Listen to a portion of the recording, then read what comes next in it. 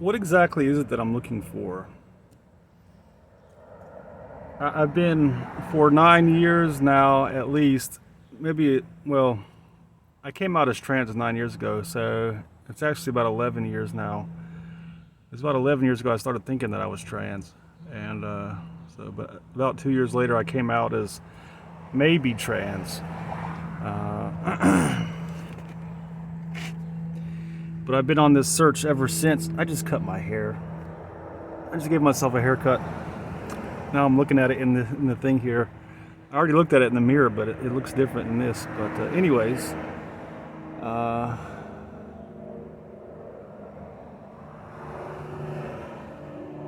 I've been on this search for 11 years, but even before that, I was on a search, right? So, uh,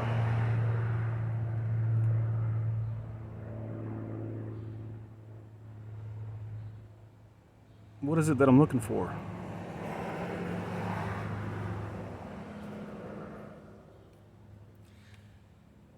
I don't know. I don't know. I've been on a search for something that, well, I can put it into words, but it's not something that I know. I can't define it. The way that I've seen it is I'll know it when I find it, right? Here for the last 11 years approximately, I have been in this search. It was like, so imagine for 37 years of my life, I was on this search looking for something that I didn't know what it was, but I had this idea that I'll know it when I find it. And then around the age of 37, I come to the idea that I'm trans. And I'm thinking, well, this is looking like this might be the thing. This is because I started thinking that I was trans, and I started watching. I started doing research first. Uh,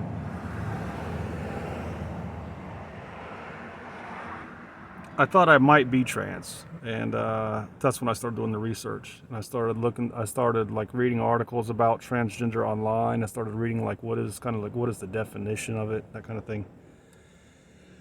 Uh, what are the like how does transition work, gender transitions, things like that. I went to YouTube and I think I put in a transgender transition, male to female or something like that, and I watched probably 1,000 homemade transgender transition videos. And when I say homemade, I mean that these are videos of trans people, trans male to female trans who have gone through the transition. Maybe just like part way. Maybe they're like a year through their transition. Uh, a lot of times they will say in the video, it'll say like 1 year HRT transition update or something like that, or 2 or 5 year HRT MTF transition. And I'm going through these like, you know, what I don't know. I'm just like one after another. Like I said, I probably watched 1,000 of them. And if there's, I don't know if it's 1,000, but it's a lot. And as I was watching these, I kept thinking, that's me. A lot of times it was just pictures and music, but a lot of times kind of like a before and after, you know. But a lot of times they would tell their story too. Usually it was just text. So you're reading the story as you're seeing pictures kind of go by and this sort of thing. And they're talking about how when they were young, they always felt like something was wrong, and they felt like they were different from everybody else. In some cases, they knew they were trans. They said, I knew I was a girl from the time I was 5 years old. I never liked boys' things. I always wanted to wear girls' clothes and hang out with girls and stuff like that. But then there's the other people, the other trans, who were more like, well, I just felt like something was wrong. I felt like I wasn't like other guys, but I didn't quite know why. And then I started trying on girls' clothes and that sort of thing. Maybe in their 20s or 30s. And So I'm watching these and I'm thinking, well, this sounds like this is my thing. And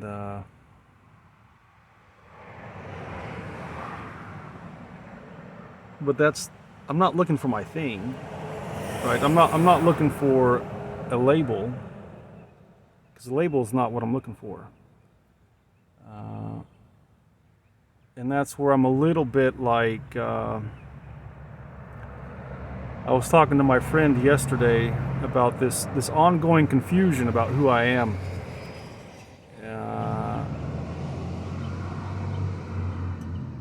Uh, I'm now 1 year on hormones. I've been on HRT, the hormone replacement therapy, for 1 year. And once I got to the 1 year mark, things were actually quite. I was still confused up until the 1 year mark, but when I got to the 1 year mark, that's when there was like the confusion kind of like hit me back harder than it had before, because it was like, when I started, almost what I did was I basically committed to 6 months. I said, I'm going to do this for 6 months no matter what. And, you know, unless there's like some kind of like health risk emergency type thing where, like, if I don't stop I'm gonna die or lose a liver or something like that, then I'm gonna do it for 6 months. And when I get to 6 months, then I'll reevaluate and look at where I'm at, and if I feel like I need to continue, then I'll continue. If I feel like I need to stop, then I'll stop. So of course, once I got to 6 months, then I said, yeah, I think I need to continue. And so when I got to the 1 year point, this was another point for me to stop and kind of evaluate where I'm at and this sort of thing. And as I was thinking about, like, do I want to continue? Is this worth it? Kind of the big question was, do I need it? Is this doing me any good? Is this making my life better? That sort of thing.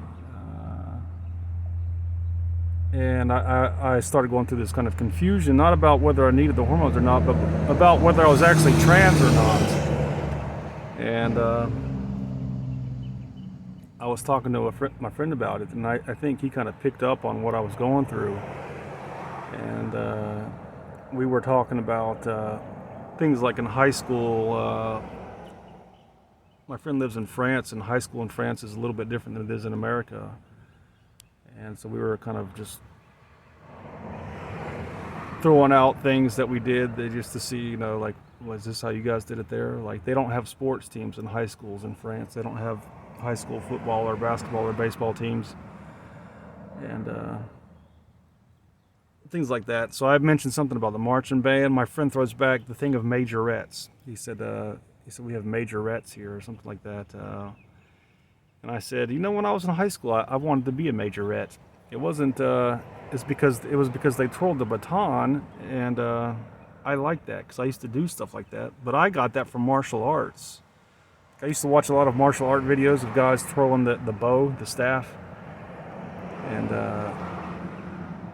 what they were doing in the martial arts was very similar to what the majorettes were doing. And I was like, that looks like it would be fun. And that's what I didn't tell my friend about the martial arts. I just said, I thought it was the twirling the baton that would be fun. And he said, did it occur to you that they're all women in the majorettes? I said, yeah. He said, well, that's proof that you're trans. He said, I proved it. You're trans. The question now is, what do you do about it? And I'm like, I get where you're going. I kind of feel like I understand what you're saying. But the question of what to do about it is related to what I'm talking about now, because what I'm looking for, I don't need, like, if I were to say that I accept that I'm trans, what I've accepted is just a label, right? That's not what I'm looking for. I'm not looking for a label. The same thing with, like, mental illness. Like, I have been tentatively diagnosed with borderline personality disorder. It doesn't do me any good, It gives me a kind of idea of maybe where I can work on things, Like there are treatments for borderline personality disorder, uh, though like dialectical behavior therapy is a treatment for borderline personality disorder, but it's basically just the same thing as Buddhism. I was already studying Buddhism. I mentioned this. I don't want to get too deep in the woods here, but I took one of these courses, the dialectical behavior therapy courses, through the VA.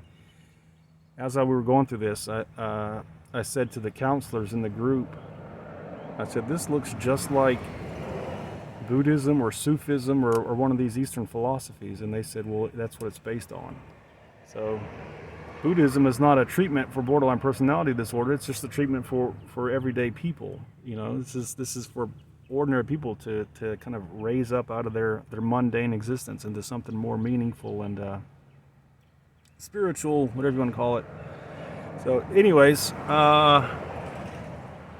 so yeah, the borderline personality disorder diagnosis doesn't really do me much good because I was already doing the treatment, right? I was already kind of going in that direction anyway, so that label doesn't do me a whole lot of good. And it's the same with the trans label. Like if I just say, okay, I'm trans, all I've done is accept the label. I haven't accepted myself because I don't see myself, right? And that's what I'm looking for, right? What I'm looking for is the real me. But it's not just, that's one way to put it, but what I'm looking for is my home. I'm looking for the place where I can rest. That's one of the issues that I have right now, like with the idea of being trans. I do have confusion about the idea of being trans, but it's not because I can't accept one or the other. It's because I'm not at rest. I feel like I can't relax. I feel like what I feel like is if I can find the truth of who I am, not just a label, but the actual, like, something that when I look at it, I say, that is me. I can rest on that. I can stop. I can stop this fight. I can stop struggling. I can stop all this anxiety and trying to, the constant search. I can stop looking, you know, because I have found my home. I have found the place where I can relax, where I can rest, where I can say, this is who I am. If you don't like it, that is your problem. So